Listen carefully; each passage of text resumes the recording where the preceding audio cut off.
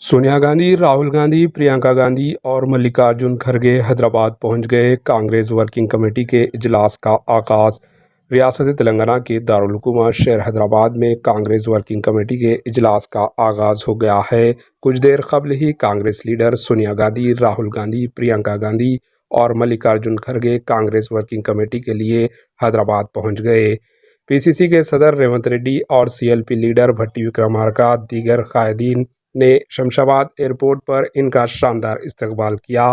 रिवायती तेलंगाना सकाफत के साथ शानदार इस्तकबाल किया गया। क़िबलाई डांस, ढोल फनकारों और हारन बाजों के साथ इन तमाम का इस्तकबाल किया गया। सोनिया गांधी, राहुल गांधी, प्रियंका गांधी और मल्लिकार्जुन खड़गे एयरपोर्ट से सीधा ताज कृष्णा होटल गए, जहां कांग्रेस वर्किंग कमेटी का इजलास हो रहा है।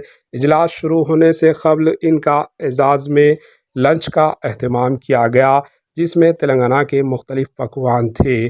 CWC की मीटिंग 16 और 17 सितंबर को ताज कृष्णा होटल में 2 दिन होगी और कल शाम तुक्कलगुड़ा में जलसे आम होगा, जिसमें सोनिया गांधी तेलंगाना अवाम के लिए 6 जमानतों गारंटीज़ का ऐलान करेगी। Bureau report, AHN news.